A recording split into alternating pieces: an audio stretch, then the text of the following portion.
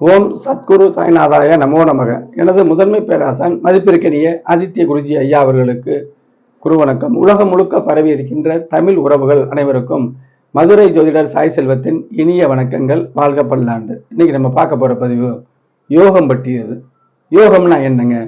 ஜோதிட அமைப்புல பார்த்தீங்கன்னா கிரகங்கள் ஒன்றோடு ஒன்று சேருவது யோகம் அப்படின்னு அர்த்தம். இப்ப இன்னொரு வகையில யோகம்னா நம்ம நல்லா இருக்க போறதுக்கான அமைப்பு. இவர் யோகமா பிறந்திருக்காரு சொல்றோம்ல, அப்ப அதுல கூட மறைமுகமா நல்ல கிரகங்கள் சேர்ந்திருக்கு அப்படின்னு எடுத்துக்கலாம். யோக சேர்க்கை அவயோக கிரகங்கள் சேர்றது யோகம்தான். நல்ல கிரகங்கள் ஒண்ணு சேர்றது யோகம்தான். கெடுதல் யோகம், சுப யோகம், அசுப யோகம் இருக்குல்ல, அந்த டாபிக் உள்ள வரல. இப்ப யோகம் அப்படின்னு எடுத்துக்கிட்டீங்கன்னா இவர் யோகத்துல பிறந்திருக்காரு சொல்றோம்ல, அப்ப நல்ல யோகத்துல பிறந்திருக்காருன்னு சொல்ல தேவையில்லை, யோகமா இருக்காரியா அப்படிங்கிற அமைப்புக்கு வரும். இப்ப நம்ம பார்க்க போறது கேள யோகம் எப்போது செயல்படும். நல்லா கவனிங்க, கேள யோகம் எப்போது செயல்படும். சரி, கேள யோகம்னு என்ன சொல்லியிருக்காங்க? குரு கேது சேர்வது கேள யோகம்னு சொல்லியிருக்காங்க. இதுல என்னுடைய மதிப்பிற்குரிய பேராசான் கிருஜி ஐயா அவர்களுடைய கிரக பாவக சுபத்துவ பாவத்துவ சூட்சும அமைப்புலதான் பலன்கள் இருக்கு. ஒரு கிரகத்தோடு கேது சேரும் பொழுது அது நல்ல பலன். இதுக்கு விதிவிலக்கு இருக்கு. சூரிய சந்திரோட சேரக்கூடாது. சூரிய சந்திரனுக்கு ஆகாதவர், சூரிய சந்திரனுக்கு கேது ஆகாதவர், ராகும் ஆகாதவர். அப்ப செவ்வாய் சனியோடு இந்த கேது சேரும் பொழுது செவ்வாயின் கடுமையான குணத்தை குறைச்சு நல்ல பலனை தரும், சனியுடைய கடுமையான குணத்தை குறைச்சு நல்ல பலனை தரும். இதுக்கு விதிவிலக்கு இருக்கு. சனிக்கு அது இருக்கும்போது கீழே செவ்வாய் ராகு சேர்ந்தா அது கடுமையா போயிடும். எப்படின்னா, ராகு கேதுக்கள் ஒரு கிரகத்தின் பலனை நல்ல பலனையோ தீய பலனையோ பெரிதாக்குன்னு சொல்றேன்னா, இப்ப சனியும் செவ்வாயும் ஆகாத கிரகம். ஒரு ஜாதகத்துல, யோகமான ஜாதகத்துல சனி செவ்வாய் தொடர்பை இருக்கவே இருக்காதுங்க. உறுதியான அமைப்பு சனி செவ்வாய் தொடர்பை இருக்கவே இருக்காது. அப்படியே இருந்து சுபத்தன்மை ஆனாலும் அந்த செவ்வாயும் இந்த சனியும் சுபத்தன்மை பெற்றாலும் முதல்ல ஒரு சருக்கள் அழிச்சுதான் அப்புறம் நல்ல பலன் நடக்கும். பாவத்துவம் சுபத்துவம், பாவத்துவத்திற்கு பின் சுபத்துவம் அப்படின்னு எடுத்துக்கணும். இப்ப சனியும் செவ்வாயும் பார்த்துக்கிட்டு இருக்க அங்க ராகு கேதுகள் இருந்துச்சுன்னா அந்த பலனை கடுமையாக்கும். இதுதான் பாவத்துவம், சூட்சும வலு உடைதல்னு அர்த்தம். கெடுபதான் மாறும். இது ஒரு வகையான யோகம். இப்ப கேள யோகம்னா குருவும் கேதும் சேர்றது, அது கேள யோகம். சரி, கேள யோகம்னா என்ன விளக்கம் கொடுக்குறாங்க? பெரும்பொருள் சம்பாதிப்பார் அப்படின்னு சொல்றாங்க. பெரும்பொருள் சம்பாதிப்பார். இந்த பதிவை விளக்கிறதுக்கு முன்னாடி என்னுடைய அஸ்டோ சாய் செல்வம் அப்படிங்கிற யூடியூப்ல கிரக சுபத்துவ பாவத்துவ கோட்பாடுகள் சூட்சும கோட்பாட்டின்படி மனித வாழ்க்கைக்கு தேவையான கல்வி, திருமணம், வெளிநாட்டு வாழ்க்கை, எவ்வளவு சம்பாதிப்பார், வேலையா தொழிலா, பங்கு வர்த்தகம், இந்த மாதிரி நமக்கு என்ன தேவையோ அதனுடைய சுபத்துவ பாவத்துவத்தின் அளவீடுகளோடு வீடியோக்கள் நிறைய இருக்கு. 1200க்கும் மேற்பட்ட வீடியோக்கள், பயனுள்ள வீடியோக்கள். சப்ஸ்கிரைப் பண்ணுங்க, லைக் பண்ணுங்க, ஷேர் பண்ணுங்க. சப்ஸ்கிரைப் பண்ணாதான் உங்களுக்கு என்னுடைய வீடியோக்களை தொடர்ச்சியா பார்க்கக்கூடிய வாய்ப்புகள் வரும். தனிப்பட்ட முறையில் நீங்க ஜாதக பலன் வேண்டினால் இந்த திரையில தெரியக்கூடிய 90 80 57 13 70 அப்படிங்கிற வாட்ஸ்அப்புக்கு தொடர்பு கொள்ளுங்க. வாட்ஸ்அப்ல ஜாதகத்தை போடுங்க, ஆன்லைன்ல பேசிக்கலாம், அப்பாயின்மெண்ட் வாங்கிக்கலாம். இதை பார்க்கக்கூடிய உள்ளூர் நண்பர்கள், வெளியூர் நண்பர்கள், வெளி மாநிலத்தில் உள்ளவர்கள், வெளிநாட்டில் உள்ளவர்கள் இதை அறிவார்கள். இந்த வீடியோக்குள்ள அவங்க பார்ப்பாங்க. கிரக விளக்கத்தோட தான் பலன் சொல்றேன். கேட்டு வர்ற கேள்வியை, வாடிக்கையாளர் கேட்டு வர்ற கேள்வியை காட்டிலும் மிகுதியாக தான் நான் பலன் சொல்றேன். ஒரு ஜோதிடத்துல மறுக்கப்பட்ட விஷயங்களை சேர்த்து நான் சொல்லிவிடுறேன். ஜோதிடம் வளர்வு நினைப்போட, அதாவது தொழில்முறை ஜோதிடமாக இருந்தாலும் அதை செவ்வனே செய்யக்கூடிய அமைப்பு. இது குருநாதர் காட்டிய வழி. ஜோதிடர் இப்படித்தான் இருக்கணும். இந்த அமைப்பெல்லாம் சொல்லிட்டு வர்றேன். உங்களுக்கு எந்த பலனா இருந்தாலும் சரி, இந்த திரையில் தெரியக்கூடிய வாட்ஸ்அப் நம்பருக்கு 90 80 57 13 70 நம்பருக்கு தொடர்பு கொள்ளுங்க. கிரக விளக்கத்தோடு பலன்களை கேட்டுக்கிறீங்க. திருமண பொருத்தம் 10 பொருத்தம்லாம் கிடையவே கிடையாதுங்க, உறுதியா சொல்லிடலாம். ஜாதக அனுகூலத்தை எப்படி ஆராய்ச்சி செய்து ஜாதக திருமண வாழ்வு எப்படி இருக்குன்னு சொல்றதுதான் இதுல ஹைலைட்டான விஷயம். எல்லாருமே என்னுடைய பிள்ளையா இருந்தாலும் நல்லா வாழ்ந்து தான் நினைப்போம், நீங்களா இருந்தாலும் அப்படிதான் நினைப்பீங்க. அதுக்கு வழி இருக்கா? ஜாதகத்துல பார்த்துடுறான். இதையெல்லாம் 10 பொருத்தத்துல பார்க்க முடியாதுங்க, கண்டிப்பா பார்க்க முடியாது. யோசிச்சு பாருங்க.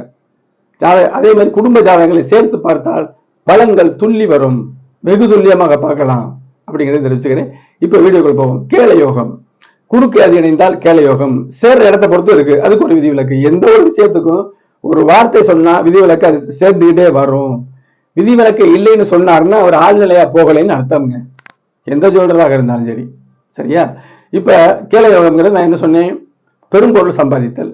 அப்ப கேளயோகம் மட்டும் இந்த குறுக்கு அது இணைந்து மட்டும் அந்த ஜாதகத்துல இருந்து அவர் பெரும்பொருள் சம்பாதிப்பாங்க இல்லை, அப்படி வராது. அதனாலதான் என்ன தலைப்பு கொடுத்திருக்கேன், கேளயோகம் எப்போது செயல்படும், எப்போது செயல்படும். ஒரு ஜாதகத்துல வருமானம் 2ஆம் இடம். அப்ப வருமானம் 2ஆம் இடத்துல இருந்து ஒரு நல்ல கிரகங்கள் 1க்கு 2 கிரகம் பார்த்தாலும் அது வருமானம் நல்ல வருமானம் அவருக்கு இருக்குன்னு சொல்லிடலாம்.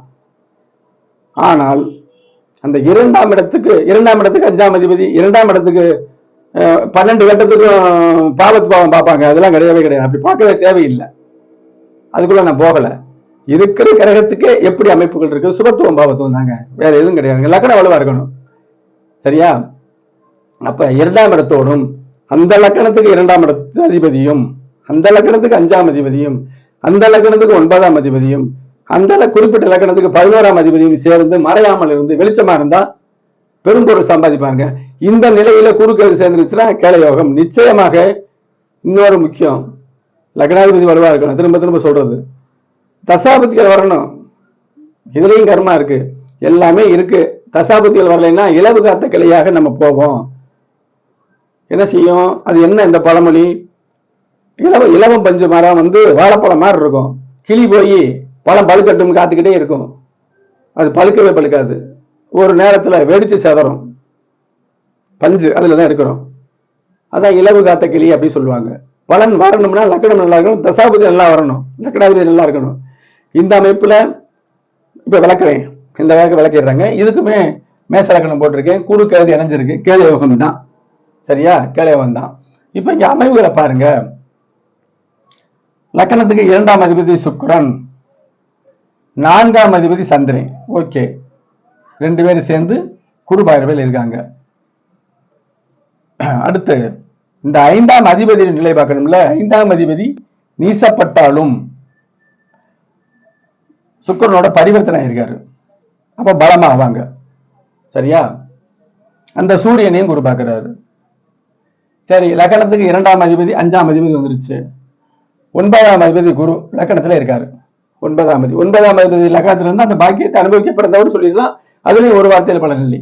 9ஆம் அதிபதி. 11ஆம் அதிபதி சனி இங்க இருக்கு. சரி, 11ல சனி இருக்கு, சுபத்தன்மை இருக்கா? குரு பார்த்த சுக்கிரன் சனியை பார்க்கிறாரு. இந்த சந்திர ஒளி பெருசா இல்ல. சரியா? அப்ப இங்க சூரியன் இங்க வர்ற அமைப்புலையும் இங்க ஒளி ஆட்சி வர்ற அமைப்புலையும் இந்த சந்திரன் நட்பு நிலை. அப்ப அமாவாசை தோஷம் பெருசா ஒளி இழந்த நிலை பாதிக்கப்படாதுன்னு ஒண்ணு எடுத்துக்கிறோம். அப்ப இதுல இணைவு தாங்க பெருசு. லக்கணத்திலே குரு கேது இருக்குது. லக்கணத்துல குரு பாக்கியாதிபதியாகி அங்கேயே கேது இருக்கிறது ஒரு நல்ல அமைப்பு. சரியா? லக்கணாதிபதி இங்கேயே இருக்காரு கூட போட்டுக்கோங்க. லக்கணாதிபதி இங்கேயே இருக்காரு, இங்க போட்டா செவ்வாய் புதன் சேரும். அப்ப மனித வாழ்க்கையில எல்லா விஷயமும் ஒன்னா கிடைச்சிடாது, அதுல ஒண்ணு இருந்தா ஒண்ணு இல்லைங்கிற அமைப்பு இருக்கணும். லக்கணாதிபதி இங்கேயே கூட போட்டுக்கிறோங்க, செவ்வாய் லக்கணாதிபதி பலமாவே இருக்கு. அப்ப 2ஆம் அதிபதி 5ல இருக்கு, யோகத்தோடு வருமானம் வரும்னு அர்த்தம். 4ஆம் அதிபதி 4ஆம் வழியில, தாய் வழியில, ஒரு வாகன தொழில் வகையில, வீடு கட்டி விற்கிற வகையில இந்த யோகம் செயல்படும் அர்த்தம். சரியா? 4ஆம் அதிபதி 4ஆம் இடத்துல 5ல இருக்காரு, இது ஒரு யோகம். அப்ப 5ஆம் இடத்துல 2 பேர் குரு பார்வையில இருக்காங்க. சரி, 9ஆம் அதிபதி சொன்னேன், 9ல ராகு இருக்கு, 9ஆம் இடத்தை குரு பார்க்கிறாரு, தொடர்பு தாங்க. எல்லாருமே சேர்ந்திருந்தாலும் 6-8-12 மறைஞ்சு சனி பார்த்தாருன்னா அந்த யோகங்கள் உடைஞ்சு ஏதோ கிடைக்கும் அப்படிங்கிற பேர்ல இருக்கணும். அதே மாதிரி சனி 11ஆம் அதிபதி தானே, 11ஆம் அதிபதி இங்கே இருக்காரு, 5ஆம் இடத்தை பார்க்கிறாரு. சரி, சுபத்தன்மையோட தான் பார்க்கிறாரு. பாவத்தன்மையோடு பார்த்தால் மறையாவிட்டாலும் சனி பார்வை கெடுதல் தானே சொல்றேன். இப்ப கும்பத்துல சுக்கிரனுடைய சுப தொடர்பு, குரு பார்த்த சுக்கிரனுடைய குரு பார்த்த சுக்கிரனுடைய பார்வை சனிக்கு கிடைக்குது, அப்ப சுபத்தன்மை. இந்த நிலையில குறுக்கு எது இருக்கு. சரி, ஆயிலிய நட்சத்திரம் பிறந்திருக்கு, சிம்ம ராசி. இப்ப சிம்மம், இதுல மகன்னே வச்சுக்கிறீங்களேன், அல்லது பூரா வச்சுக்கிறீங்க. சுக்கிரதசை வரும், அப்புறம் சூரியன் வரும், அப்புறம் சந்திரன் வரும், அப்புறம் செவ்வாய் வரும், அப்புறம் குரு பார்த்த ராகு வரும். தசாபதி வந்துருச்சா? எல்லாரும் கோடீஸ்வரர் ஆகிறது இல்லை. இந்த கோடீஸ்வர யோகத்துல சில பங்கங்கள்லாம் இருக்கு, தனிப்பட்ட ஜாதகத்துல பாத்துக்கலாம். ஆக எந்த ஒரு விஷயமானாலும் ஒரு வார்த்தையில் பலனளிக்காமல் கிரக பாவக சுபத்துவ பாவத்துவ சூட்சும கணிதப்படி நம்ம ஆராய்ந்தால் கிரகங்களின் சுபத்துவ அளவீடு பாவத்துவம் அடைந்து விட்டால் ஒருவேளை பாவத்துவம் அடைந்தால் அதனுடைய அளவீடு கழிச்சு பார்க்கணும், தசாபத்தியை பார்க்கணும், லக்கணத்தை பார்க்கணும். ஜோதிட விளையாங்க, வேற எதுலையும் இல்லைங்க. பார்க்கும் முறைப்படி பார்த்தால் பலன்கள் அருமையாக வரும். ஆக என்னுடைய சேனல் அஸ்ட்ரோ சாய் செல்வம் எப்போதும் இணைந்திருங்கள்.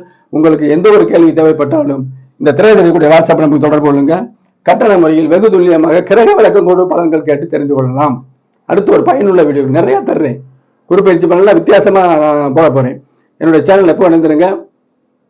ஜோதிடத்தை உண்மைத்தன்மை உணர்கள். அடுத்த பதிவு ஒரு நுணுக்கமான பதிவு சந்திப்போம். நன்றி, வணக்கம்.